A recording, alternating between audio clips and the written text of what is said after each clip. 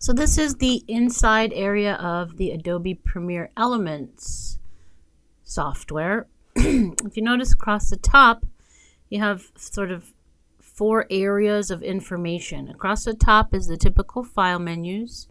Then we have some items here on the left that change slightly depending on the view you're in. And we have these items here on the right that also have to do with when you're finished with your project. You have the name of your project up here and some information about what's happening every moment. And then these 4 areas in the center top bar change the view that you're looking at. eLive is basically the Adobe informational channel that has some tutorials and videos and things like that online that they're trying to sort of have you look at and keep you updated with. The quick view is the one that's really good for clients to work in and folks who just don't really want to do anything fancy or over the top with this.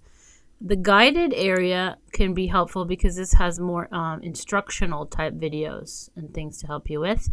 And then the expert view is for those of you who get more comfortable with video editing, or clients as well. It's not just a staff thing, but for anybody who gets more comfortable with or already knows a little bit about video editing and wants to see these multiple tracks in the timeline. So I'm going to start out with quick view and then kind of switch you over to expert. In quick view here, this bottom area is the timeline.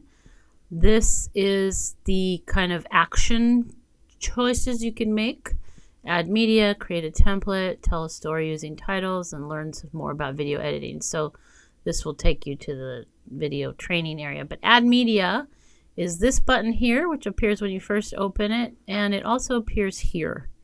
So it's the same in either case, and you can add media to your timeline by clicking on that.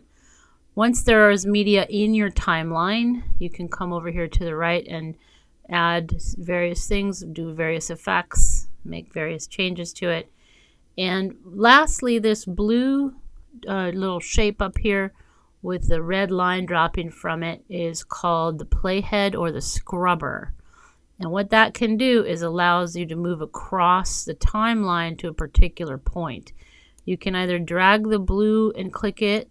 You can click onto an area of that gray stripe where the blue is and make the blue hop over to that area. But wherever this red line is, that's what you're looking at up here. We'll go into more detail with the other videos.